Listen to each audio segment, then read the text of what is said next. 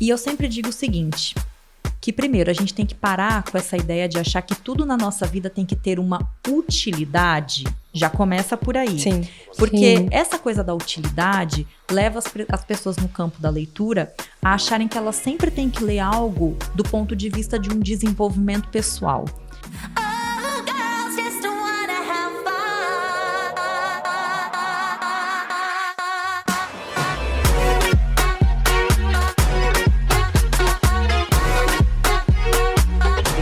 Fala, amiga!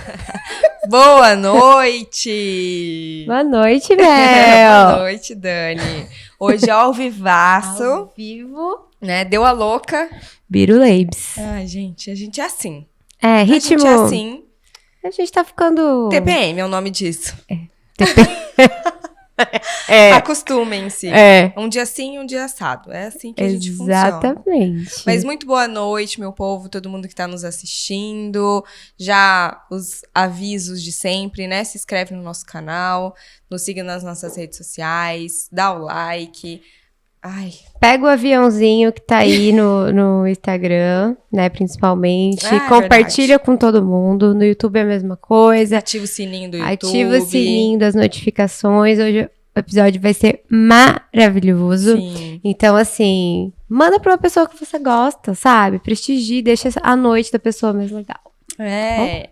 E é isso. Amanhã a gente também tem episódio. Daqui a pouco a gente vai estar fazendo episódio todos os dias, hein? É porque a gente vai ser a Abby no futuro. Vai ter episódios todos os dias. É só o começo. Deus é mais, gente. Aguente a gente. Mas a gente decidiu, né, fazer hoje o episódio ao vivo também, porque a nossa convidada é uma pessoa que fala e escreve muito bem. Sim. Então ela super topou, né, e deu super certo, e eu espero que vocês aproveitem. E a Dani vai apresentar, introduzir a nossa convidada de hoje. Então, hoje iremos receber uma escritora, chique, né? Jornalista, comunicadora. Ela tem 36 anos, nasceu em Manaus, mas é mato-grossense de coração. Ou seja, né, a gente comeu cabeça de pacu e aqui ficou. Tem a escrita como instrumento de luta, coloca nelas nuances dos sentimentos, angústias e experiências íntimas, assim tecendo a mágica no cotidiano. E antes de tudo, ela é mulher. Seja bem-vinda, Larissa Campos. Uhul! Obrigada, meninas. Nada. Como é que vocês estão? Tudo certo. Tudo certo. E você? Tudo bem, melhor agora, com certeza, por estar aqui com vocês. Que bom que você topou o nosso convite. Sim. E que deu tudo com certo pra certeza. você estar aqui Tudo hoje também. casou, né? Hoje foi um dia que realmente era pra ser. Escrito nas estrelas. Com certeza. E aí a Dani me mandou uma mensagem depois falando assim, você se importa se for ao vivo? Falei, não, imagina, tranquilo. A gente vamos mandou lá. 5 minutos antes. Eu acho que essa coisa do ao vivo é muito boa, porque tem acho que a espontaneidade do ao vivo, sabe? A gente fica ali mais... Adrenalina também. Com certeza. E isso também libera a gente pra ser mais quem a gente é, pra não ficar com tantas, né, questões ali. O que eu vou falar? Corta isso, corta aquilo. Sim. Não, o ao vivo é ótimo, porque você falou, tá falado. A É gente não se isso. poda É isso. tanto, né? Não fica assim... E eu acho que a gente precisa mais disso no dia a dia. Eu sinto que, no geral, a gente tá muito sedento dessa coisa de estar com as pessoas, sentir quem as pessoas são de verdade. Sem estar tão editado. Exatamente. A gente vive num mundo, num universo, assim, que parece que tudo que a gente recebe das pessoas é muito editado. É a justamente. aparência, né? Tudo muito maquiado, Tudo foi muito literalmente. pensado antes, assim, milimetricamente calculado. A imagem, o enquadramento. Com certeza. Tudo ali muito, muito perfeitinho, né? Sim. E aí é no ao vivo, na rua, no dia a dia, que a gente também vê a pessoa como ela de fato é. No Sim, tete é a muito tete, né? E eu falo pra Dani, assim, uma hora a gente vai errar. E é isso, gente. A gente erra e pede desculpa e reconhece quando errou. E vida que segue, todo mundo erra mesmo, gente. E elabora esse erro, né? Que às vezes tem erros que a gente, né, um pouquinho mais indigesto, mas a gente aprende com eles, elabora, ou fala, errei mesmo, estou ciente, quero continuar, não sei o quê. Isso é muito interessante. Inclusive, foi tema recente de uma sessão minha de terapia. Porque Olha nessa só. do lançamento do meu livro, eu fui, né, tenho dado muitas entrevistas. Aham. E aí, numa dessas, eu falei uma coisa que eu achei que não foi muito legal o que eu falei na entrevista. Uhum. E aí, o que que acontece? Eu, lógico, de início encarei aquilo como um problemão.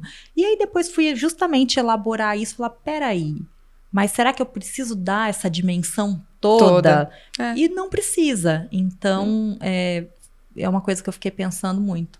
Da gente, às vezes, ser mais desprendido também. Acho que com essa coisa da rede social, que tem de ruim, você não pode errar. Porque se você errou, você é cancelado, morreu, você não merece mais existir. Sim. E a vida real não é assim. A gente erra 20 vezes e a gente elabora os erros 20 vezes e a vida segue. Sim. Então, eu acho que sair desse enquadramento, dessa coisa muito montada, engessada, é difícil. Pra gente é difícil, às vezes, também topar o ao vivo, assim, Sim, né? Os porque meninos aqui falam, não, vamos, vocês dão Eles conta. incentivam bastante, mas é justamente de seguir essa lógica do... Mas e se a gente falar alguma coisa? Vão pensar isso, vão pensar aquilo. A questão da profissão, às vezes é difícil fazer esse distanciamento, mas é necessário, né? Porque aqui nós somos Dani e Mel, né? Aqui apresentadora, a gente tá falando de outro lugar e não de psicólogas, né? Psicanalistas. Exatamente, nossa função é essa, mas foi também pautas de muitas sessões de análise minha, de entender que tá tudo bem eu ser a Dani aqui. E às vezes... E que a gente é múltiplos. E que a gente é multifacetada, né? A gente fez uma terapia aqui. De graça, ó. Puxa no link. Com e manda o pix. certeza. Mas, Larissa, fala pra gente um pouquinho. Você é de Manaus. Como é que você veio parar em Cuiabá? Exatamente. Menina, é uma história que é parecida com a de muita gente. Mato Grosso é esse estado que recebe tantas pessoas. Sim. Então, comigo... Eu nasci em Manaus, a minha mãe é do Amazonas e meu pai é gaúcho. Então, caramba! O meu pai foi trabalhar no Amazonas e conheceu a minha mãe lá. Caramba! E aí, eles começaram a namorar e depois meu pai foi pro Rio Grande do Sul e a minha mãe foi com ele. E eles se casaram e tudo mais. E, né, foi esse movimento todo.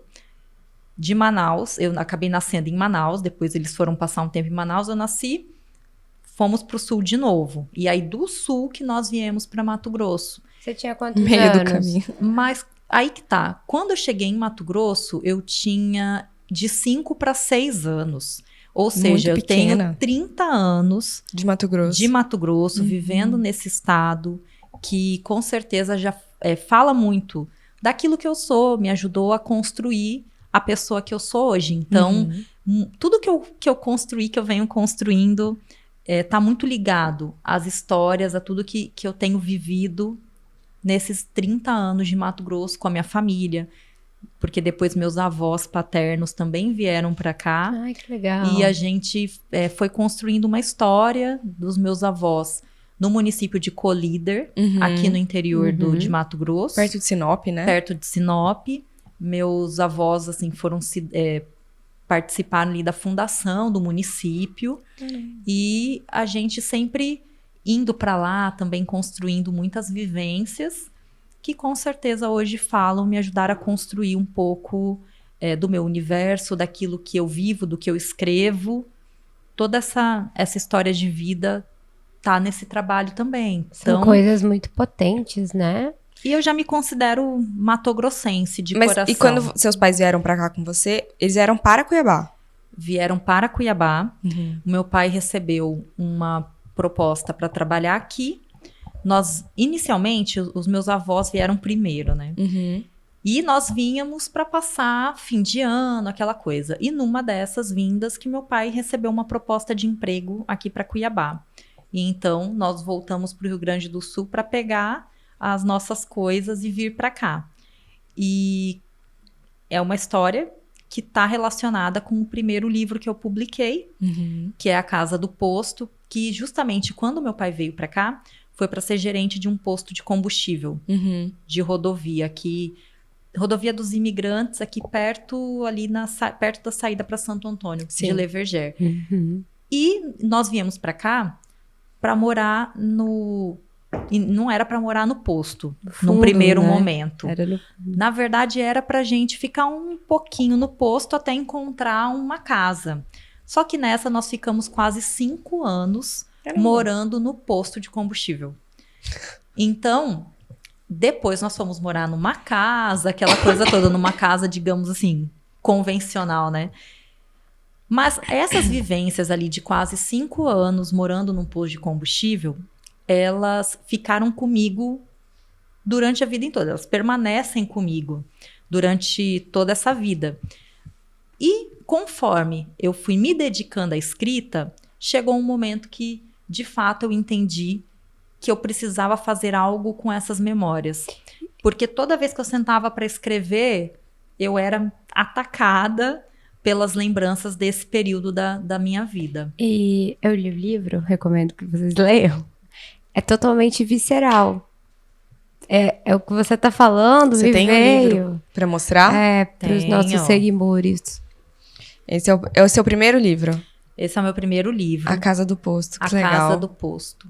É um livro de contos que são contos de ficção que foram inspirados nesse período real Uhum. da minha vida e da minha família. A gente tá falando dos seus livros, mas só pra gente entender. Então, você é escritora. Como que você começa a escrever?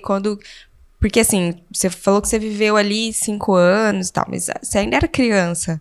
Quando que você começa a escrever, entender que você tinha esse talento ou que você gostava de colocar as palavras dessa forma? Você tinha diário?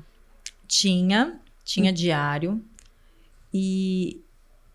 Mas eu não acredito, é que eu tenho um problema assim com essa coisa do talento. Aham, do dom. Eu sou uma pessoa que confia muito na prática, nesse ponto do quanto a gente deseja algo também e do quanto a gente pode Se aperfeiçoar. se aperfeiçoar nisso, construir as nossas habilidades. Eu acho que a gente tem esse potencial. Uhum. E aí, o que aconteceu? Eu, primeiro, acho que me constituo como escritora a partir da leitura. Então, em casa, eu e minha irmã, nós tivemos na minha mãe, principalmente, uma pessoa que sempre incentivou muito a gente a ler. Uhum. E foi nessa prática, desse contato com os livros, que eu comecei também a querer escrever. E os meus movimentos de escrita partiam muito disso, de às vezes terminar de ler um livro e escrever algo como se eu estivesse conversando com, por exemplo, com um personagem. Uhum. Era algo natural pra você, assim? Total. Uhum. Ou às vezes terminar de ler um livro e querer escrever um pouco a respeito daquilo que eu tinha lido. Eu tinha muito esses movimentos. Tipo, conversar com o autor, né? E escrever em diário também. Tipo uma resenha, né? Fazer aquela... Eu fazia muito isso. E aí, nesse movimento de leitora, eu começo os meus primeiros movimentos de escritora. E o tempo foi passando, chegou naquele período ali de, tenho que escolher alguma coisa para fazer da vida. O que eu vou fazer?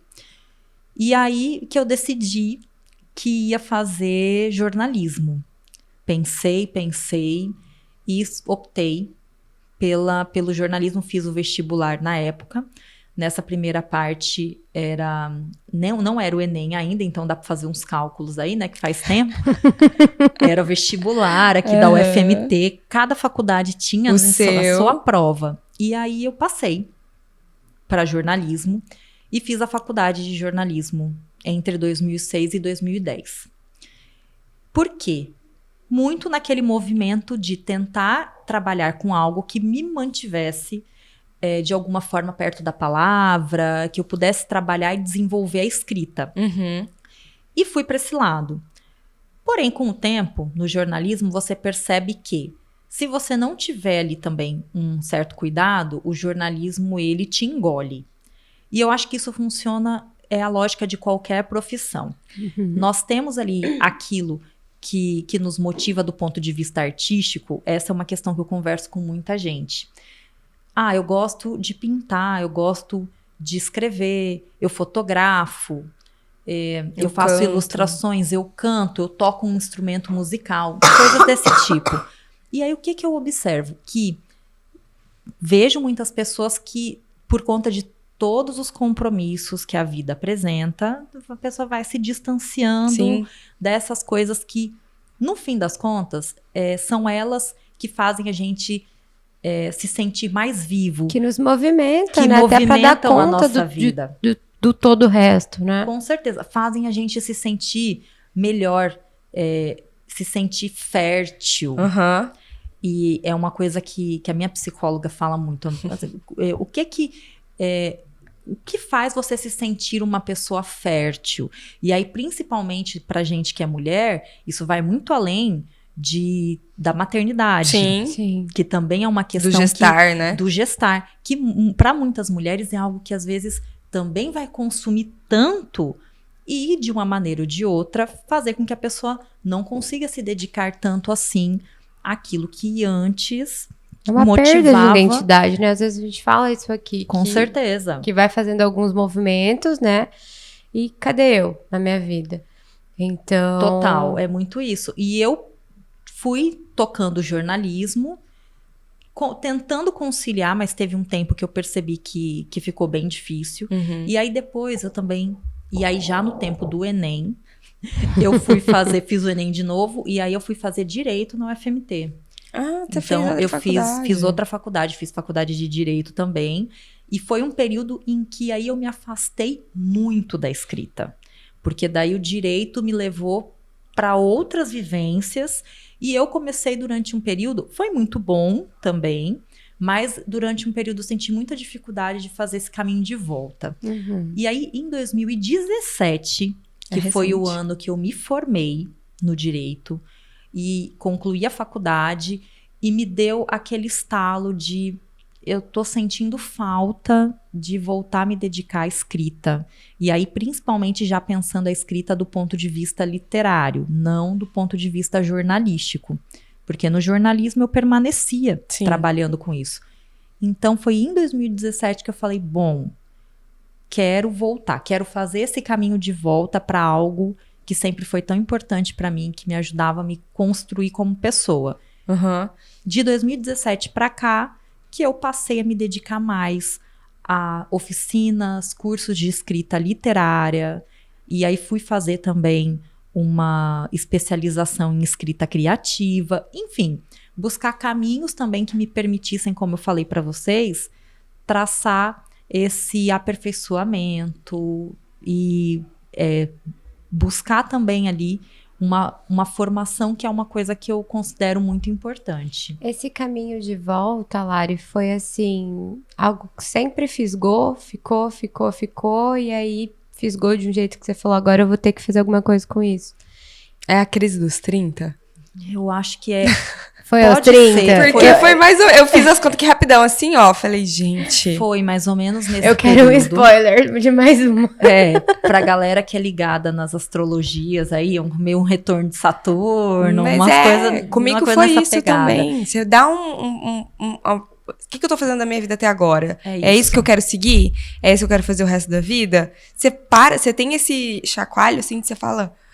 E agora? Onde Eu estou, tive pra onde isso. vou, eu gosto de onde estou. Tô feliz? Eu tô feliz. Tô É a pergunta feliz que você com faz. isso. Aham. Então era muito. E culminou com várias transformações na minha vida, inclusive do ponto de vista afetivo, Uhum. porque foi um período que depois de um relacionamento longo que eu terminei esse relacionamento, um relacionamento que se encerrou também. Então foram várias transformações que aconteceram na minha vida naquele período. Sim. E você tem toda a razão. Era muito isso de, peraí, que rumo que eu tô dando, pra onde eu tô indo? Porque a gente vai um pouco no automático depois que forma, sabe? Essa coisa do Segue vai uma indo, vai indo, vai cartilha, indo, né, preciso entre fazer aspas. dinheiro, preciso trabalhar, preciso isso. E aí tem uma hora, porque você falando assim, meu caso talvez eu tava passando por uma separação também, naquele momento, algumas transformações. Pra mim foi isso da maternidade. Fez assim, ó, vup. E aí você fica assim, peraí, quem que eu sou mesmo? Cadê? Onde que eu tava? Cadê eu? E a gente até tava conversando mais cedo e falando sobre que a gente muda, né? Quem a gente é por várias coisas, em vários sentidos da nossa vida. E E eu falei que uma das minhas questões com a maternidade foi eu não esquecer de mim e me focar só na maternidade. E eu me culpava por isso. Porque eu via a maioria das minhas amigas, as mulheres que eu conheço, falando assim, nossa, eu me esqueci de quem eu era e mergulhei nesse mundo da maternidade e tal. E eu falei, eu acho que o meu problema foi, talvez, não esquecer. Foi a solução, né? Eu tive uma questão séria com a perda da minha individualidade. E eu sempre sonhei em ser mãe. E aí você fica nesse conflito, mas eu sempre sonhei com isso, mas eu não tô feliz. Então isso não é 100% que eu queria. É uma doideira. É uma ambivalência, assim. Mas acho que sim, isso me salvou em diversos sentidos. E causa um conflito interno, porque você se sente, em alguns momentos, talvez um pouco egoísta.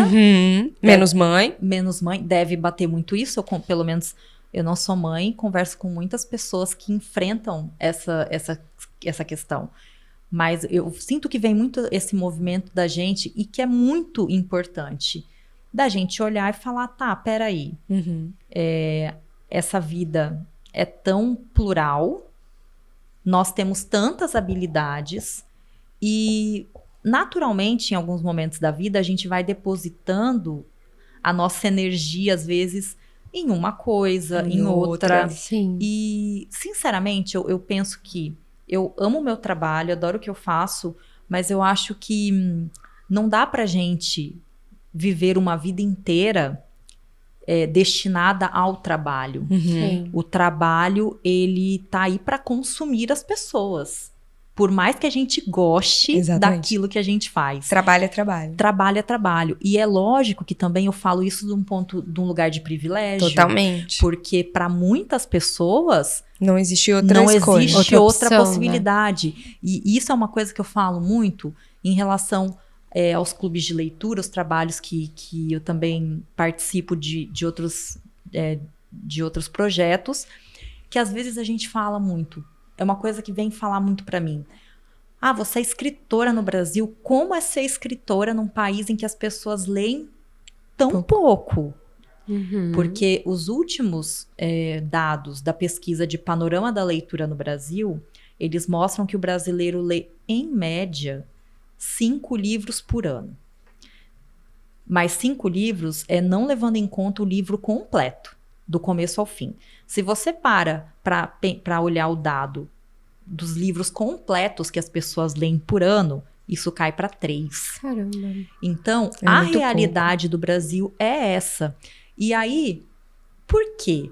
É lógico que, como é que você vai falar para um trabalhador que passa o dia inteiro na rua, que tem que pegar um ônibus, de repente passar 2 horas e meia do seu dia dentro de uma condução, que ele ainda tem que chegar na casa dele à noite e ler um livro. Sim. E assim, né, Laura, falando, é interessante. Ler um livro que alguém falou que ele tem que ler porque em algum momento é bom. Então, eu acho até engraçada essa questão do... Beleza, o brasileiro lê pouco. Mas o que lê é porque viu em algum lugar que é só aquela literatura que importa. Só aquela literatura que é importante. Então, assim, invalidam até os próprios gostos literários. Tipo, você tá lendo tal coisa, não perca seu tempo, lê tal outra coisa. E, gente... Você tem e acho que a rede social razão. Tomou isso também, né? Porque aí é aquilo que você não tem que pensar muito. Você só vai. A gente vê roda. A gente vê pela gente, vamos, né, ver vídeos. Ver vídeo no 2.0. Eu faço isso. Mas eu falo assim, cara, tá tudo muito acelerado. Até a própria leitura. Você fica assim, tá, tô lendo aqui. 5 páginas. Mas e aí? A ansiedade, a gente, né... Até pra ler, muitas vezes a gente não contempla a leitura. Parece que é até uma competição, às vezes, tipo... Tá, e aí? O que eu tô fazendo com isso que eu tô lendo? Uma coisa mais automática, sim, talvez. Sim. Você tem toda a razão. Pelo que vocês falaram, eu fico pensando muito nisso, né? Do quanto tem esse ponto das pessoas estarem cada vez mais querendo consumir aquilo que é rápido. Esse ponto também a gente tem que parar para pensar. Mas eu acho que às vezes também tem um pouco mais, porque quando eu olho para aquilo que eu leio, por exemplo, eu acho que é fundamental a gente ter esse tempo de refletir sobre o que a gente está lendo. De maturar mesmo. Né? Não adianta só a gente ler. A gente precisa ler e refletir. Eu acho que essa leitura tem que provocar em você ali alguma reflexão. Uhum. E o que é interessante que eu ouço muito? Por exemplo, eu escrevo ficção. Uhum. O meu primeiro livro, ele tem uma origem que é da realidade, mas ele é uma obra de ficção. O segundo livro, então, é totalmente ficção. E eu já fui abordada por pessoas me perguntando assim, mas o que eu ganho lendo histórias inventadas? O que eu ganho lendo ficção? Isso é uma pergunta que eu já tive que responder algumas vezes. Uhum. E eu sempre digo o seguinte, que primeiro a gente tem que parar com essa ideia de achar que tudo na nossa vida tem que ter uma utilidade. Já começa por aí. Sim. Porque essa coisa da utilidade leva as pessoas no campo da leitura a acharem que elas sempre têm que ler algo do ponto de vista de um desenvolvimento pessoal. E uma coisa isso, recompensatória. Exatamente. Né? E isso faz com que as pessoas no Brasil, não à toa, se você pegar as listas de mais vendidos, os livros que sempre figuram ali, livros que tratam, por exemplo, de dicas no setor de emprego, de desenvolvimento no trabalho, esse Receita tipo de coisa. bolo. Finanças, autoajuda. Exatamente. 12 passos para você ser feliz. 12 passos para você ter felicidade do matrimônio. Muito isso. Porque as pessoas, elas acham que elas têm que ler para necessariamente ter uma recompensa com aquela leitura. E ter respostas. E encontrar alguma resposta. E a literatura, ela também pode ajudar a gente a encontrar muitas respostas, só que ela te força A pensar. a ir mais profundamente. Você pode encontrar respostas muito interessantes a partir da literatura, até de um ponto de vista psicanalítico mesmo. Nossa, eu ia falar exatamente isso. E múltiplos, né? Porque a gente acaba uma leitura e, assim, a sua leitura interpretação é totalmente diferente da minha. Exato. E o barato é isso, né? Eu lembrei de uma fala, a gente tava falando da Ana Sui antes, eu lembrei de uma fala que ela fala que ela sempre recebe isso. Por que a psicanálise é uma terapia, né? Enfim, demorada, por que demora muito tempo e tal. E ela fala, porque a psicanálise é profunda. Então, e ela não vai, quer explicar ela vai nada lidar com prontidão. coisas profundas. Então, você não lida com coisas profundas rapidamente. Em toque de caixa, né? Não tem, é difícil a gente falar assim, a sua análise vai durar tanto tempo, porque isso é individual. Né? Então, ela não tá ali para te dar uma resposta, ela tá ali para fazer você pensar. Se questionar, ser atravessado por uma coisa numa semana e na outra você já fala, opa, nada a ver. Essa coisa da resposta, você não vai encontrar na psicanálise. Pode ser que nesse percurso você entenda muitas coisas, elabore, cure muitas coisas, mas o processo da psicanálise, ela não é essa coisa só do tirar o sintoma. Ela vai lidar com o sintoma, entender o porquê desse sintoma. Tipo, de frente com Gabi, de frente com o sintoma. Mas e aí me falou disso, me lembrou isso, você falando da literatura. É total, porque eu vejo que a gente precisa sair dessa lógica da busca por respostas para tudo. E mais do que isso, a gente também entender que nós podemos ter o tempo de experimentar alguns prazeres. Para mim, por exemplo, a leitura, ela tá nesse campo do prazer, de algo que me toca dessa maneira. E que eu preciso também colocar o meu tempo à disposição desse prazer. E esse prazer, ele pode ser qualquer atividade. Sim. A pessoa pode encontrar o que te leva a experimentar um momento de prazer. E esse momento, você não precisa ter necessariamente, receber nada em troca por isso. Já começa por aí. Então, eu vejo que as pessoas estão muito nessa lógica. E a literatura, ela pode ajudar a gente, no geral, a sair disso. A gente expande, né? Você falando. Com certeza. Isso é ganho, não é? Isso é ganho, assim, e me veio na cabeça ganho. essa questão, né, dos livros que são mais consumidos, das listas e tal. Me veio na cabeça o próprio Machado de Assis, que a gente lê, relê e cada vez elabora de uma maneira totalmente diferente. expande, fala, caramba, na época que eu li isso aqui, talvez eu não tinha percepção, ou até maturidade literária, podemos dizer assim, para ter essa conclusão que eu tenho agora, e você lê 3 anos depois, você fala, cara, já acho tudo diferente. E é uma delícia isso, a gente poder mudar de opinião, né? A gente ter novas perspectivas diante de uma mesma escrita, né? E só quem faz isso são as boas obras literárias. Sim. Porque as obras literárias que te entregam tudo muito pronto, que fazem com que você colocam na sua frente, desenham as situações e te colocam ali de uma maneira totalmente clara, objetiva, elas acabam sendo rasas. Então, a obra do Machado é uma obra muito densa. É uma obra que te leva para um aprofundamento. Uhum. E só quem faz isso é a literatura, uma literatura mais trabalhada mesmo. Uhum. Que é justamente as obras que se tornam, de certa forma, universais. Atemporais, né? Atemporais. E que Totalmente. a pessoa vai ler, a pessoa leu há 200 anos atrás... E daqui 100 anos, outra pessoa vai ler e vai elaborar coisas completamente diferentes também. Sim. Aham. Então, essa é a potência que, com certeza, a literatura carrega. E que eu vejo que hoje, mais do que nunca, tem esse poder de tirar a gente da lógica da rapidez, daquilo que tem que ser rápido, do imediatismo. Porque ouvindo você falar, do ponto de vista até terapêutico, o que eu acompanho muito... eu já fui alvo de perguntas nesse sentido também. Ah, nossa, mas você tá tanto tempo fazendo terapia. Nossa, mas o fulano foi fazer não sei que técnica e que a Melhorou terapeuta rapidão. curou ele em 2 sessões. Em 2 sessões. Oh, meu Deus. Em 2 sessões e perdoou todo mundo. Nem vou falar nada. Então, é justamente essa a questão. Porque as pessoas, e muita gente vai ser atraída por isso. Sim. Por quê? Pela necessidade de experimentar. Ai. Não, e pior que não é uma resposta ou uma solução, mas é uma sensação. O imediatismo, ele seduz a gente, né? Independente da via, né? Seja... Enfim, ele tem um quê de sedução, só que os efeitos disso, talvez a gente não...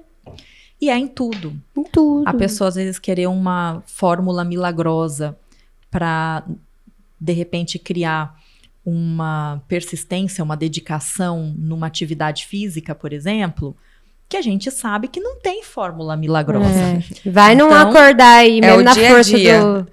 Mesmo na força Tem do dia, ódio. tem dia que mas vai, tem dia que não, e é isso aí. Mas o caminho é muito a isso. você então escreveu seu primeiro livro de 2017 pra cá. Na verdade, o primeiro livro, ele começou a nascer em 2019. Porque, como eu falei, já vinha fazendo várias oficinas, cursos, e essas lembranças do período do posto, elas sempre voltavam. E o posto Caramba, ainda que existe? legal. O posto existe, ele foi reformado hoje, então ele é um posto com essas características de um posto moderno e tal, embora seja de rodovia ainda, mas foi em 2019, durante uma oficina de escrita, que eu comecei a elaborar esse projeto, digamos assim. E pensar que esse livro poderia, na verdade, que esse projeto poderia se transformar num livro. Então foi dessa forma. E aí, como eu queria trabalhar com conto, que é um gênero literário que eu gosto de experimentar através dele, de construir histórias através dele, eu fiz esse projeto pensando, inicialmente eram 22 narrativas. Então fiz um planejamento ali e comecei a escrever. Quando foi em 2020, veio a pandemia de Covid-19. E eu me vi ali em home office, trancada dentro de casa, e continuei escrevendo essas histórias. Então, eu levei ali aproximadamente de uns 10 meses para escrever as primeiras versões dessas histórias. Sim. Depois submeti a um trabalho também de leitura crítica, que foi muito legal, me deu também um norte super interessante. E depois disso também aconteceu o quê? Já com os contos todos escritos, eu comecei a pensar no que eu ia fazer com aquilo. Né? Mas é você muito que isso. fez essa leitura crítica? Não. Ou é alguém... O trabalho de leitura crítica é muito interessante a gente falar até disso. Quem fez a leitura crítica de A Casa do Posto é uma escritora chamada Tayane Martins, que depois, acho que foi 2021, a Tayane foi vencedora, não, 2022, se não me engano. Tayane foi vencedora do Prêmio Sesc de literatura com um romance que se chama Micaia. Micaia.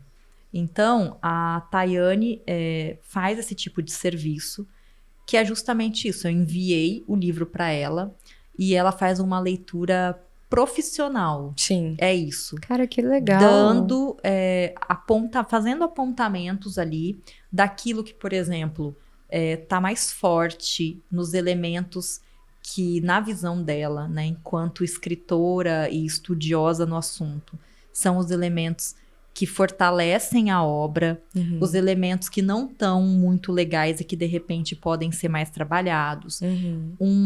Uma cena ou uma parte do livro que, de repente, merece um aprofundamento, que pode se expandir, ou até trechos que podem ser cortados na visão da pessoa. Então, assim, ela faz essa leitura e te manda, e é lógico, isso é tudo num campo da sugestão. E aí quem escreve recebe esse material, olha para tudo isso e faz os trabalhos de reescrita. Porque é isso, escrever também é basicamente reescrever. Sim. Um livro, até que ele esteja pronto e que chegue assim para o leitor, ele sofreu muitos processos de reescrita. Sim. Depois, a gente também tem um outro trabalho interessante que eu sempre recomendo para todo mundo que escreve, que é de ter leitor beta. O leitor beta pode ser qualquer pessoa que goste de ler, que tenha esse interesse. Então, vamos supor, eu posso estar escrevendo um romance, chegar e falar: Larissa, olha, eu tô escrevendo esse romance. Dani, eu tô escrevendo, eu gostaria que vocês fossem leitoras beta do meu romance. Ai, tipo exclusivianes, E né? aí, exatamente, aí eu entrego para vocês, e aí não é uma visão técnica diferente da Tayane. É uma visão de uma leitora. Exatamente, é uma visão de alguém que gosta, que lê. Então, e aí quando eu sento para conversar com essa pessoa que foi leitor beta e ela me fala, olha, aquela coisa bem do leitor, nossa, essa parte aqui foi esse clímax aqui, caramba, eu senti isso. E aí é isso que a gente vai se apropriar também para entender como que essa obra tá chegando pro leitor. Pro leitor, que no fim das contas é quem interessa. Sim. Né? Então, esse é um processo até que um livro ele esteja, e A Casa do Poço passou por isso, até que ainda em 2020 saiu uma chamada de originais de um selo que se chama Auroras, que é de São Paulo, e que eles fazem uma chamada para selecionar obras para publicação. E aí, na época, eu já estava com a obra pronta, né? Já estava ali com a primeira, já estava na segunda versão, e foi aí que eu tive a ideia de submeter a essa chamada de originais. Mandei muito numa ideia de vamos ver no que vai dar, vou mandar aí. Total. Mas com friozinho na barriga. Sim, porque também o que é interessante? Eles iam ler, né? É submeter, é colocar, é um desprendimento, porque é você soltar aquilo. Um filhozinho, vai lá. E saber que vai ser lido por alguém que é do mercado editorial, que entende daquilo. Que é alguém que possa, de alguma maneira, validar. Só uma ressalva. Validação. Você falou que o selo chama Aurora, né? Auroras.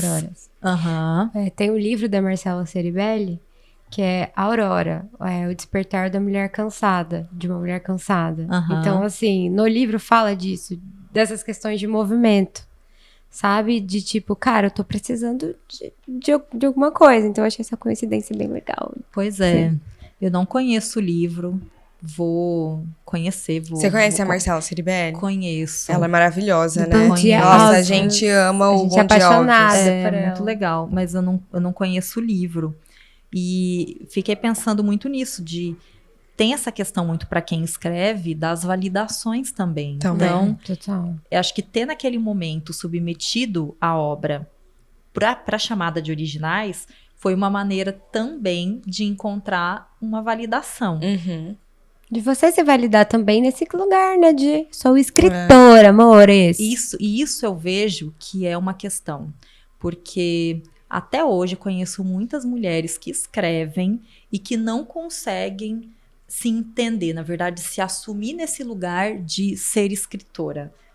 E é muito interessante a gente pensar o que leva a isso, a essa dificuldade. Como diz uma amiga minha, não escrevo. Escrevo umas coisinhas. É uma coisa que a gente diminuindo escuta. O trabalho. E, na verdade, a pessoa ter essa dificuldade de se entender como... Sim. De se ver nesse lugar mesmo de escrita. Né? Que é difícil, porque olha ao longo da história... Sim, e você falando, te lembra o quê? Essa questão de autorização. Da psicanálise? É um caminho longo, né? Mas dentro da psicanálise, a gente entende também a importância desse caminhar, né? E do seu parceiro, do seu colega te autorizando também, né? Nesse lugar. E me veio você falando essa questão de, tipo, às vezes a pessoa tem uma obra pronta, mas será? Mas tá ali, mas... Eu preciso dessa validação. Será que eu me autorizo a ser? Né? E a gente, às vezes, muitas vezes, nós não nos autorizamos, temos um problema com isso. Enquanto, do outro lado, os homens têm uma imensa facilidade. É uma questão que eu observo muito. De, às vezes, ver uma pessoa que nunca, no caso de muitos homens, que às vezes nem publicaram ainda, ou que publicam... textos num site, vez ou outra, e não tem o menor pudor de se apresentarem como escritores. E isso eu vejo em muitas... A gente tem fãs.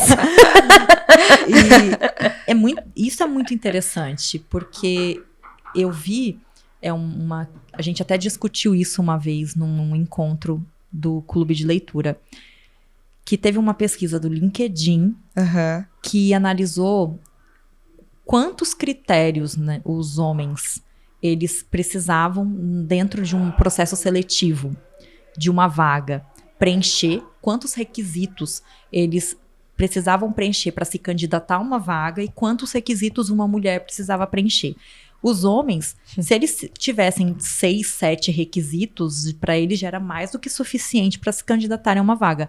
Enquanto as mulheres precisavam ter ali 9, 10 requisitos para poderem dizer não. Agora eu posso, né? Agora eu posso. Parece que a gente tem que se provar a todo tempo, né? E parece que a gente, até o óbvio, a gente precisa falar 255 vezes para ser validado. E isso, assim, extremamente cansativo. Por isso que muitas vezes a gente gosta de fazer nossas bolhas, né? Porque a gente faz as bolhas. E dentro dessas bolhas, vamos encontrando também quem nos valide. Enquanto profissionais, mas enquanto leitores também, Sim. encontrar dentro do nosso círculo ali de amigas, de mulheres que nós admiramos, pessoas que validem os nossos trabalhos, que incentivem, que impulsionem a gente naquilo que também nós gostamos de fazer. Sim. Isso então, é uma coisa... E não é só a forma bom. Profissional da coisa, né? a Só assim daquilo que, olha da que torcida, legal, que eu né, gosto de fazer. O que você acha? Nossa, acho ótimo. Sim. Né? Do tipo assim, você tá feliz? É isso. Então vai, continua fazendo. E eu acho muito legal, beijo, Fer, de ver a sua amizade com a Fer, porque é nítido. Vocês são muito entusiastas uma da outra.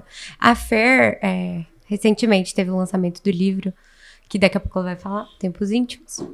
E a Fer tava lá, assim, vendendo o livro, escrevendo o nome no marca-página. Tem aquele cuidado, aquele carinho, aquela admiração de amiga, que é uma coisa que aqui no Fala Amiga a gente fomenta muito. Do tipo, cara, a gente tá aqui pra ser entusiasta uma da outra, de fazer barulho junto, de uma comprar o barulho da outra.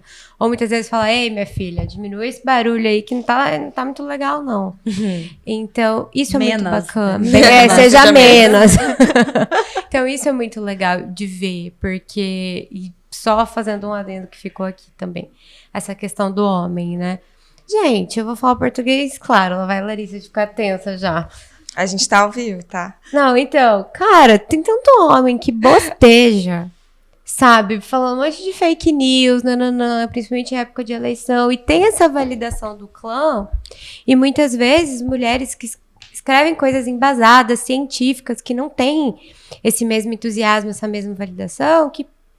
Ai, pode falar a palavra? A gente sabe que é uma construção histórica e que a gente vem tentando, né, ir nessa maré, né, tipo, com um contra trabalho essa maré. árduo de falar, gente, já foi, Já né, foi. vamos pensar de outra forma. Esses dias eu vi uma coisa assim, acho que foi até daquela revista TPM, sabe?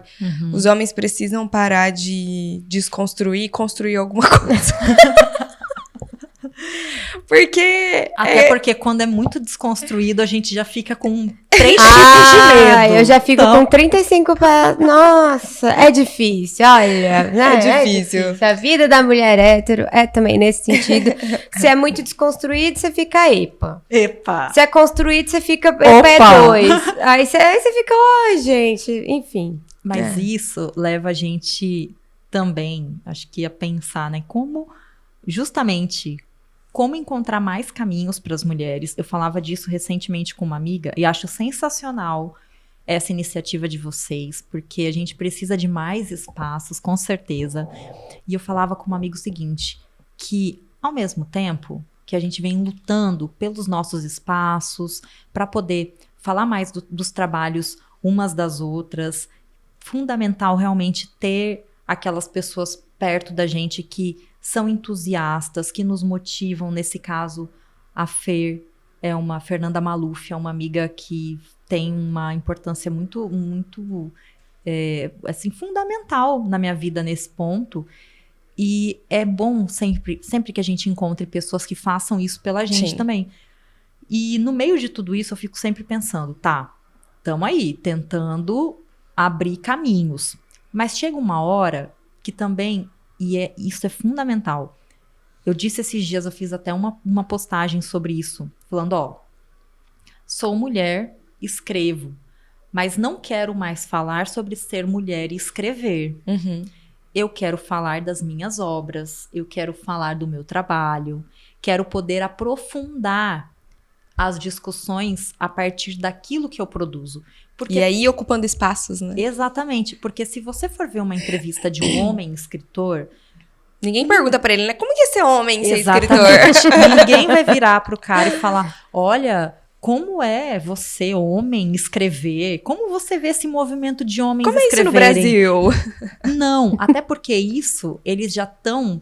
já estão nesse lugar há muito tempo. Mas o que é muito importante pra gente também, sempre que vai conversar com uma mulher, sempre que vai abrir espaço, eu vejo que isso é tão importante e vocês estão fazendo isso hoje, é justamente permitir que as mulheres falem dos seus trabalhos, que as mulheres consigam também mostrar e aprofundar aquilo que elas fazem, falar das suas obras de uma maneira que é isso, de uma maneira mais aprofundada, que a gente consiga sair também ali do raso e ir além dentro do nosso trabalho. Isso é fundamental.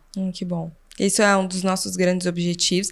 Às vezes eu vi você falando assim, tem o Clube do Livro, né, de vocês, e que é para ler literatura feminina, de mulheres. De mulheres.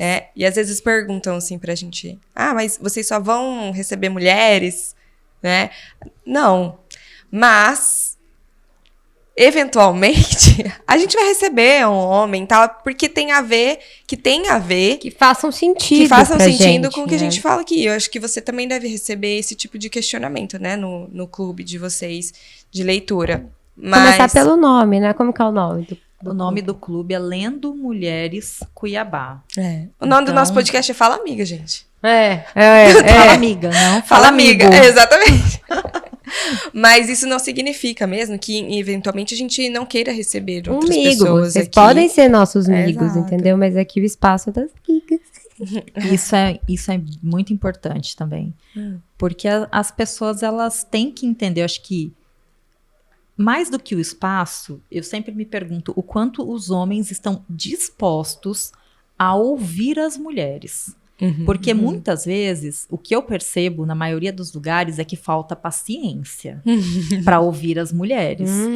Então, muitas vezes, os homens, eles acham que eles já dominam um determinado assunto quando tem uma mulher falando a respeito daquilo. Você não sente, em muitos, um interesse genuíno a respeito daquilo que você está falando. Nem uma troca, né? Parece que estão simplesmente ouvindo para cumprir uma tabela.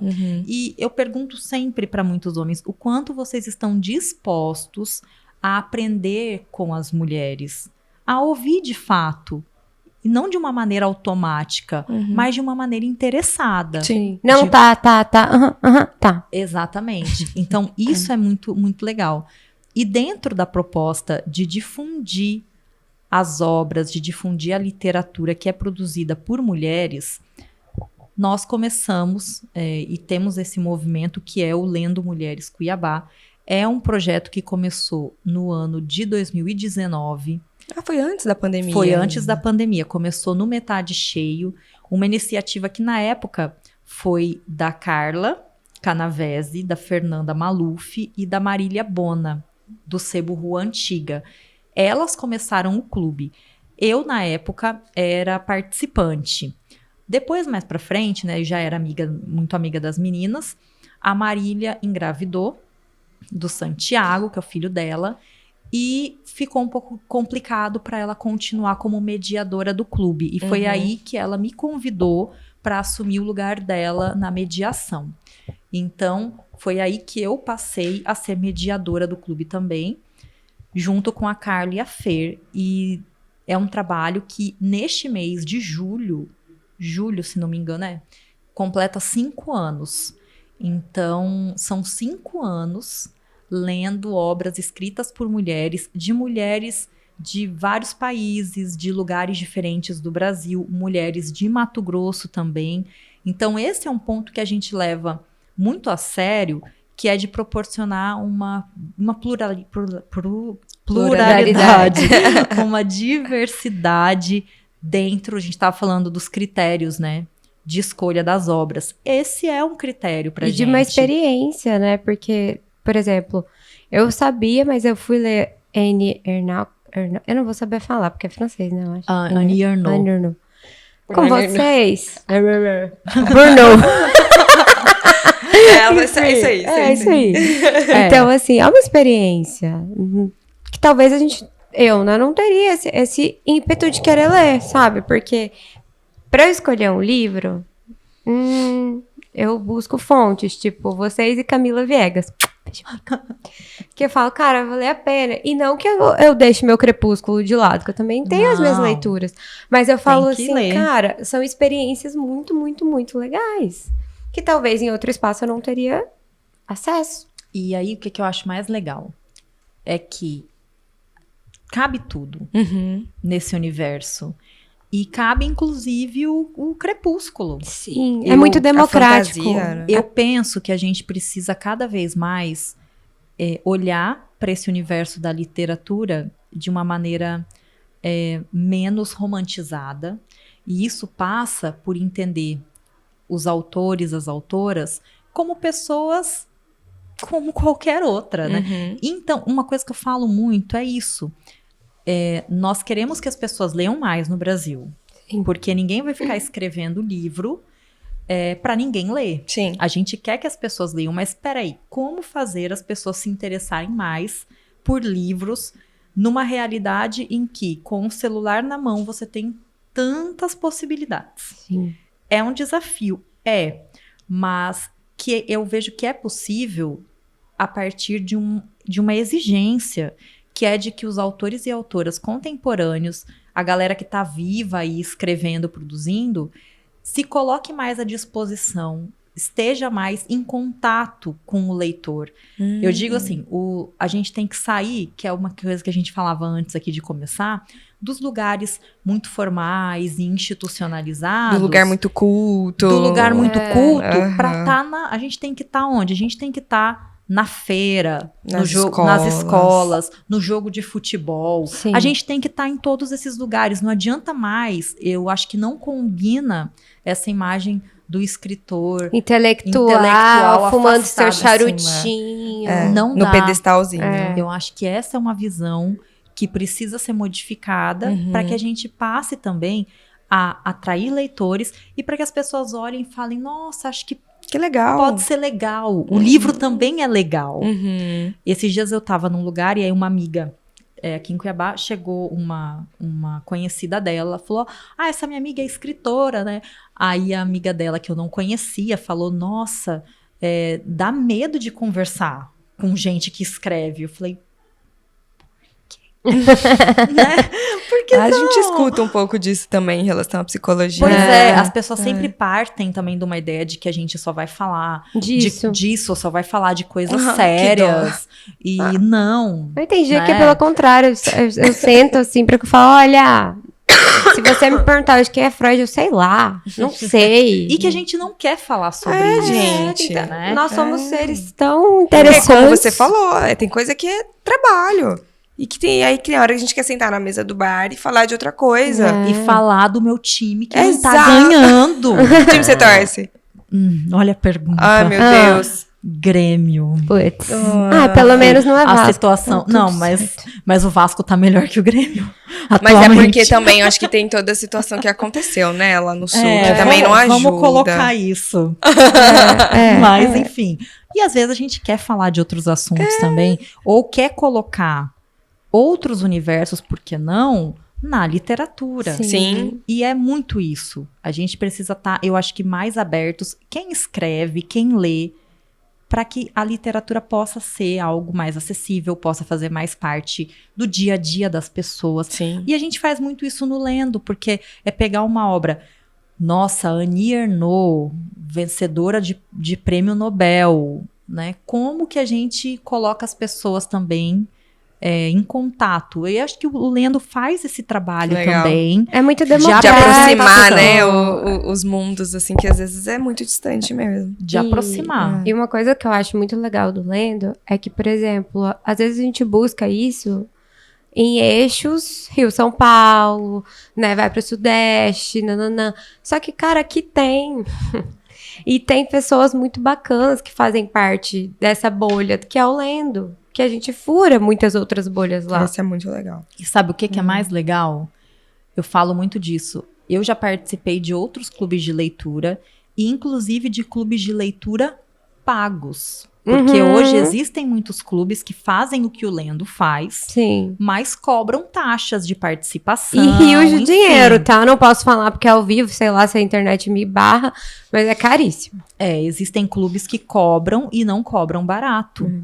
Porque levam em conta... Tem todo um trabalho ali, gente, que é isso. É um trabalho de curadoria. Sim. As pessoas que fazem parte... Leva tempo. Temos que dedicar o nosso tempo para fazer o quê? Não só a leitura. Uma releitura, muitas vezes, um pouco mais muitas crítica, vezes né? Isso. E outra, para quem vai mediar e vai conduzir um encontro de um clube de leitura, nós não podemos simplesmente ler o livro e chegar lá. A gente faz o quê? Um estudo desse material antes para poder chegar ali com alguns fios condutores para auxiliar as pessoas falar um pouco da autora. No trabalho. Exatamente. Na época tem da um trabalho de faculdade, pesquisa. Na época da faculdade, tinha um grupo de pesquisa mesmo, assim, né? Que tinha um cineclube. E era muito interessante. Que o cineclube era de uma professora que era psicanalista até. E os livros, olha eu. Os filmes, não. Os filmes eram variados. Variados, assim. Mas nunca era um filme também muito solto, assim, né? Do tipo, sei lá, Sexta-feira Muito Louca. Não. American Pie. Ou Casamento. A sogra, né? Alguma coisa assim. Não, eram livros que tinham a ver com conteúdos psicanalíticos pra gente discutir. Eu assisti A Pele que Habita, acho que Acho Eu assisti eu nesse acho que no contexto na Cineclube faculdade. também. Assisti filmes, assim, que eu sou apaixonada até hoje. Acho que é As Pontes de Madison. Que, nossa, assim, mais com conteúdo. E que você via, assim, quem ia mediar a discussão depois Tava preparado pra isso. Né? Assim, não é... Ah, e aí, o que vocês acharam? O óleo de Lorenzo. O que vocês acharam do óleo? Ninguém achou nada. Não, e tem Ninguém outra. achou nada. Porque a gente é aquele velho, né? A gente fala que tem um problema, que é aquela síndrome do vira-lata. Muitas vezes a gente ama valorizar o que está longe da gente. Ama fazer isso.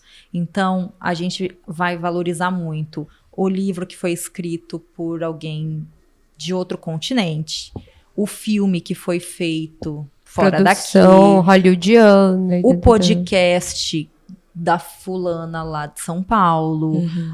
Mas o clube de leitura, às vezes eu vou pagar caro no clube de leitura da fulana, A mas- roupa, a moda. Exatamente. Claro. Sendo que eu posso, sim, valorizar aquilo que é feito, que é produzido dentro do nosso estado. Sim. Aqui, É que bem tá Mato perto Grosso, da gente. Sim. E é importante, sim, que a gente faça essa análise. Tem muita gente que eu consumo, que eu olho, que eu acho maravilhoso, que é de fora daqui também. Lógico. Legal. Mas eu sinto que nós precisamos também ter esse olhar para aquilo que está sendo feito. Então, fica aqui também o meu convite para que as pessoas conheçam o Clube de Leitura. É só Tem um procurar Instagram? nas redes. Fala o arroba. É o @ Lendo Mulheres CBA. Aham. É só procurar, lá vocês vão encontrar. A gente coloca as na descrição do agendas, vídeo também. Os cronogramas de Vai leitura. começar um novo semestre, né? Exatamente. Eu até trouxe aqui O Custo de Vida, da Débora Levy, que é o livro que a gente vai discutir Dá pra agora. ver aí, Jack? Dá? O livro que vai ser discutido. Um pouquinho mais pra trás. O custo de vida. O Custo de Vida, da Débora Levy. Ai, linda essa ilustração também. Esse é um livro maravilhoso. Eu até acabei trazendo aqui junto Coisas que Não Quero Saber, que é da Débora Levy. É uma trilogia. Eu não trouxe o outro, mas é uma escritora que é da África do Sul Ah, que legal. e que ela faz um trabalho mais ensaístico. O Custo de Vida mesmo é uma obra em que ela vai falar de um processo dela, de quando ela terminou o casamento e de uma mudança de casa, que na verdade ali é uma mudança de uma vida toda que estava posta para ela. Então, tem uma pegada de ensaio, totalmente baseado naquilo que de fato aconteceu na vida dela. Caramba. E ela, ao mesmo tempo, vai fazendo isso, conectando isso, porque ela é escritora também, escreve, é roteirista, então ela também vai conectando isso com as produções dela. Então, um trabalho muito bonito. Nossa, legal. Que a gente vai discutir. E uma forma de elaborar a própria vida, né? Do que tá acontecendo ali naquele momento. E que está muito relacionado com o trabalho que a própria Annie Ernaux faz nos livros dela, que todos passam por experiências pessoais. O acontecimento, ela fala da experiência dela em que ela fez um aborto. Ela, na época em que o aborto era proibido, ainda era crime na França. Até o antes, nome, né? Esse livro me marcou muito, porque eu pensei assim, falei, gente, nenhuma experiência é única, né? Não. E a escrita dela é um trem que... E ela vai criando ali um cenário muito legal. Eu gostei muito dela de um livro que se chama O Lugar, que fala do retorno dela à cidade em que os pais dela moravam e que ela cresceu, depois do falecimento do pai. Então ela volta para essa cidade para fazer ali todo o processo de despedida. De luto, né? Ela começa a De elaborar luto. o luto. E o lugar é como se fosse um comércio, uma época, mais ou menos na verdade, uma mercearia que o pai dela tinha e a mãe. Então, o lugar tá muito... Ela fala exatamente deste lugar de onde os pais tiravam o sustento da família. E aí, a partir dessa análise desse lugar, ela vai falar e vai tecer uma análise da relação dela com o pai dela. Que legal. Então, Eita, que é psicanálise. é uma obra muito bonita também. Tem um livro dela minúsculo, assim, que se chama O Jovem. Eu adorei. Que fala de um relacionamento que ela teve com um homem mais jovem que ela. Então, ela traz nesse livro, essa história desse relacionamento e daquilo que ela sentiu e do quanto a vida dela foi impactada a partir dessa relação. Que legal. Então, ela faz muito isso. Os livros da Annie Ernaux, cada livro, ela faz esse mergulho e de uma coragem, assim, porque você se expõe, né? Você se coloca vulnerável ao olhar do outro de uma forma igual, sei lá, escrever uma música sobre algum fato, uma situação que aconteceu. Você fica nu e todo mundo vê, né? Exatamente. Mas deixa eu te perguntar, me fala do seu livro que você tá lançando agora. Sim, a programação, pouco pra gente. que eu tô sabendo que essa semana tem também, autógrafos. Tem. Nossa, é uma... Esse é o seu segundo livro? É o meu segundo livro. Cadê ele aqui? Este livro se chama Tempos Aí eu sempre ponho a mão em cima. Tempos Íntimos, que é um livro de contos também. Então, antes de tudo, eu digo que esse livro é uma oportunidade de continuar o meu aprofundamento ali, a minha exploração desse gênero conto, que é um gênero que eu gosto de usar para me expressar na literatura. Então, o que eu fiz? Dentro desse momento que foi a pandemia de Covid-19, as histórias desse livro foram escritas durante a pandemia. Então, nesse processo todo de isolamento, e aproveitei com certeza para continuar estudando, me dedicando à literatura e escrevendo, que é colocando tudo que eu fui aprendendo ali, colocando isso na prática. E aí, naturalmente, foram nascendo histórias que, embora elas não falem, porque o livro não é um livro sobre a pandemia, então eu não falo diretamente sobre esse momento, mas com o tempo eu fui percebendo que essas histórias, elas conversavam entre si nesse lugar de da abordagem de temáticas muito comuns àquele período, como o cafezinho, a coisa, né, mas assim, desse encontro, dos desencontros, dos afastamentos, das aproximações, da solidão. Então, eu fui, ainda que de uma maneira muito inconsciente, porque não foi uma coisa que eu pensei de início, mas quando eu vi, eu estava criando personagens que estavam muito nesse lugar de se sentirem isolados, solitários, de estarem tristes com alguns afastamentos, ou de estarem felizes por algumas aproximações, alguns reencontros. E tem uma coisa que é muito importante nesse livro, é do quanto ele trabalha o poder da fantasia, da imaginação. Porque quando a gente está muito afastado de tudo, naturalmente é como se a gente começasse a pensar, a imaginar, a fantasiar. E chega aquele momento em que você olha e fala, mas será que o que eu estou pensando agora é realidade ou é fantasia? Será que eu estou criando? E você começa a enxergar na sua realidade, e isso acontecia muito comigo, pequenos mistérios. E eu me vi ali meio Sherlock Holmes, tentando desvendar alguns mistérios que eu sabia que eu só havia reparado porque eu estava nessa imersão dentro de casa. Sim. Por exemplo, eu nunca tinha percebido no lugar que eu morava que todos os dias, praticamente no mesmo horário, eu soava um apito. Um som de alguém apitando, né? Um apito, assoprando um apito. E eu nunca tinha percebido isso. E aí eu comecei... de onde vem esse som? E quando eu vi, eu tava doida. Porque a cabeça faz assim, Aí né? a cabeça daí eu não queria para. de onde vem esse som? Não sei o quê. E aí um dia eu descobri de onde vinha o som.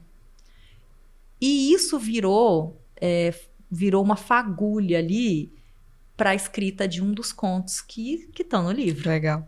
Então, Ai, eu não cheguei. pois é, se chama O Homem do Apito. Uhum. Então, isso serviu de inspiração para uma história. Às vezes ver um pássaro que sempre aparecia, né, naquele período, na varanda de casa, virou inspiração para outro conto.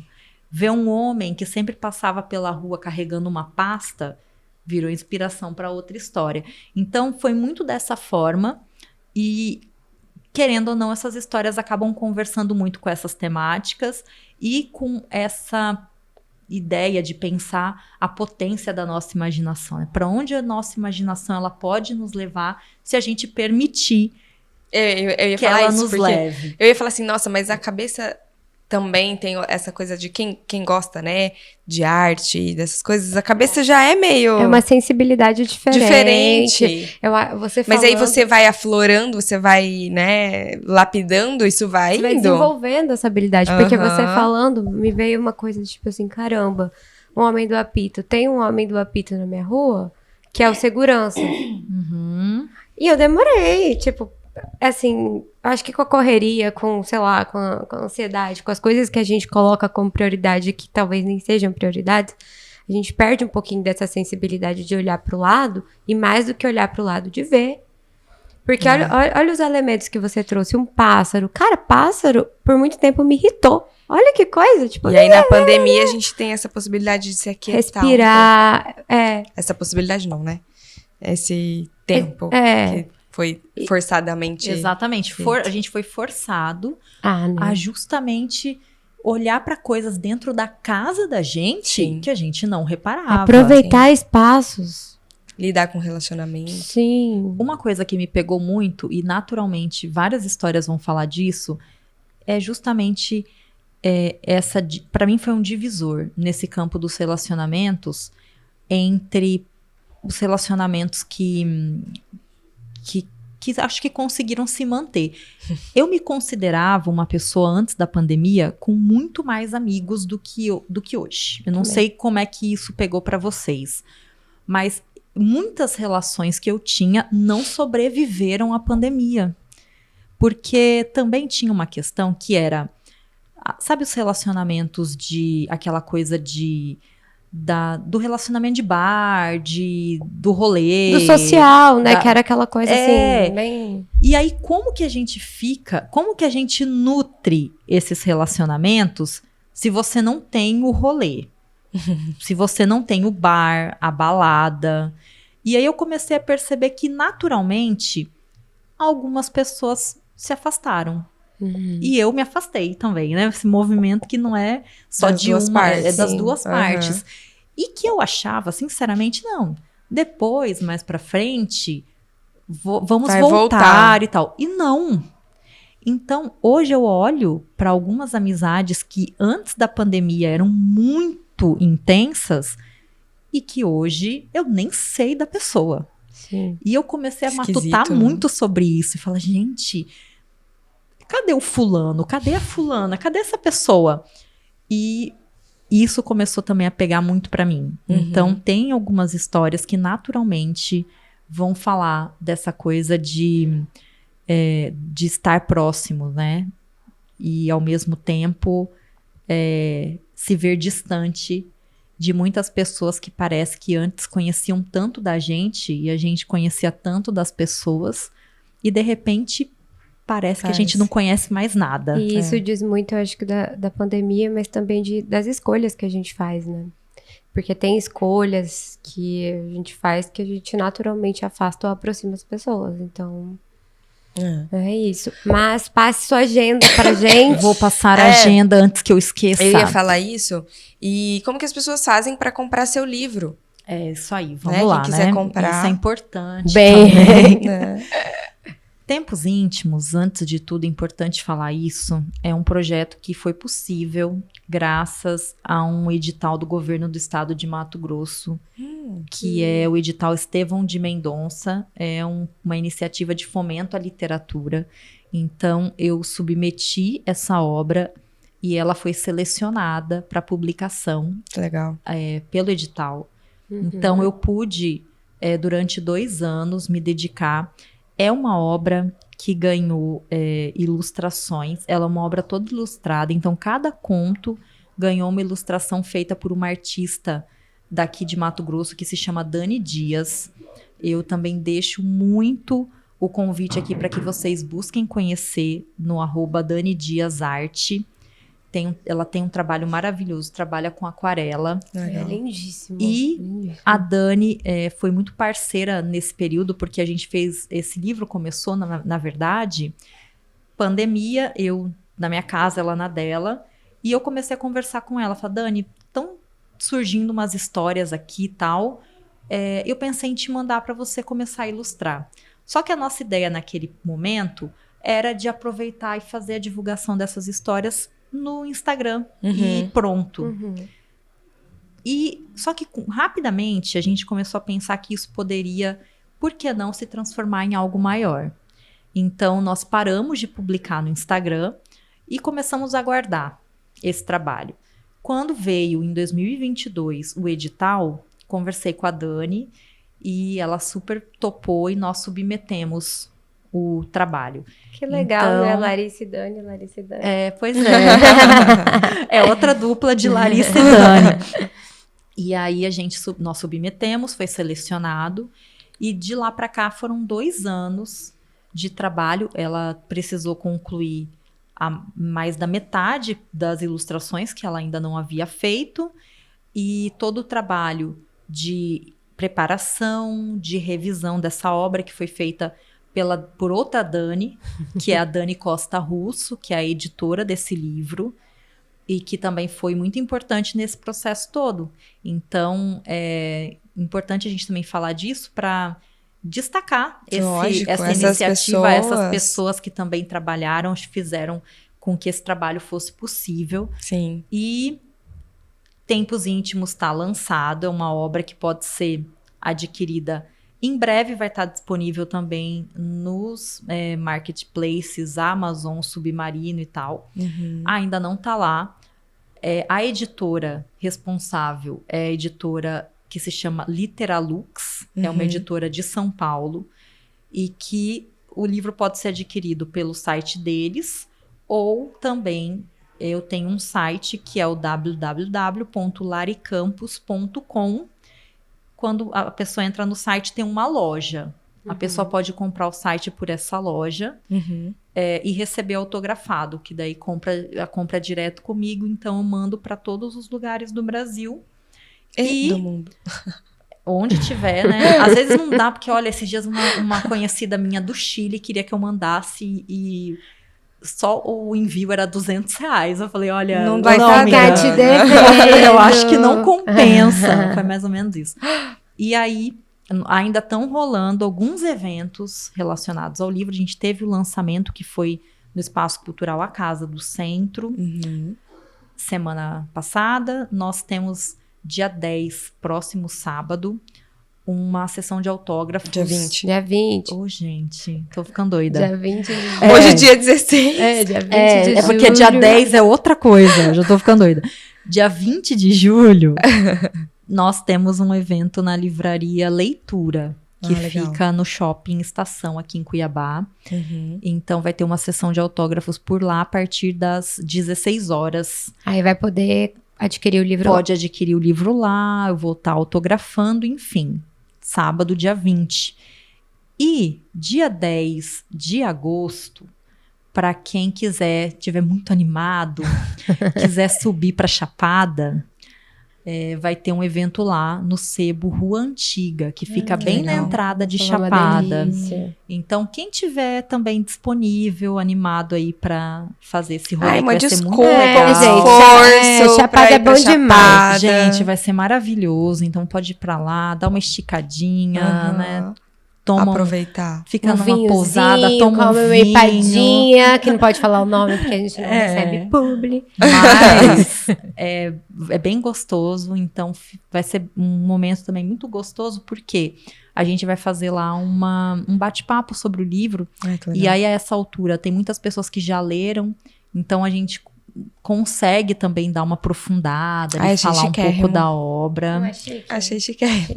Estão todos convidados. Eu sempre falo que é muito doido esse negócio de lançar livro. No lançamento lá na Casa do Centro, tinha gente que falava assim, mas pode levar outra pessoa, tal. Eu falei, gente, é aberto. Quanto mais gente, melhor. quiser. Mas eu Lógico. percebo que é algo cultural mesmo, né? A gente fica, tipo, meio... eu queria levar a banda toda, mas assim, tem gente que fica, tipo, ai, restrito. Muita gente acha. É Justo Só pra incrível. convidados, né? Justamente pelo que a gente tava falando, dessa questão de achar que é um ambiente acadêmico, intelectual, e assim, Nada, né? Não. Tava lá todo mundo tomando sua cerveja. escutando calorosa, foi muito bom. Dançando. Então, fiquem à vontade para ir, para Perfeito. convidarem as pessoas, levar quem vocês quiserem. E, como eu disse, importantíssimo, procurem conhecer as pessoas daqui que, não só da literatura, é um recado assim, que eu sempre deixo para as pessoas conhecerem no campo artístico. A galera daqui tem muita gente boa fazendo música, nas artes plásticas também, então, e na literatura. Então, em todos os lugares, assim. busquem a gente fica... conhecer, porque Sim. E a é gente importantíssimo. A gente cultivar esse orgulho do que é nosso, porque é nosso. Lari. a gente Fantástico, muito obrigada. Sim, eu tô muito, muito feliz. Eu queria te agradecer por você ter aceito o Imagina, convite. gente, eu que agradeço. Desejar que Tempos Íntimos vá Voe. para todos os lugares, assim como a Casa do Posto, que você também sempre tem essa gana de fazer acontecer, das suas histórias ganharem capas, livros, ilustrações e fãs, né?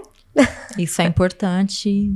Lembrando que, para quem quiser conversar mais sobre literatura, sobre outras coisas também, que não sejam literatura, só me procurar no @laricampos10 no Instagram. Perfeito. E tô sempre por lá pra gente poder somar e conversar um pouquinho também. Então, agradeço muito, parabéns pela iniciativa, por fazerem um trabalho tão legal também, e desejo que vocês ganhem mais e mais pessoas interessadas em ouvir, em assistir, em divulgar o trabalho de vocês também. E contem comigo Que para bom. outros projetos Com e certeza. participações. A gente já tem um Sim. negócio aí depois pra trocar uma ideia com você. Opa, Porque a gente não adoro. pode falar no ao vivo ainda. Opa, Mas muito, muito, muito obrigada. imagina. Adorei te conhecer, saber mais do seu trabalho. A gente fica nessa gana de, gente, tem tanta coisa legal aqui e a gente se surpreende. Como que eu não conhecia e tal? Então, pra mim, assim, é fantástico. Essa é uma das principais funções do nosso podcast. Trazer pessoas daqui, da nossa cidade, do nosso estado, que estão aí fluindo, estão Fazendo a diferença, fomentando. sendo férteis, né? Como a gente falou. E a gente precisa saber quem são essas pessoas, falar dessas pessoas. E né? Então, divulgar essas Exato. pessoas. Então, Muito, muito bom, obrigada. gente. obrigada.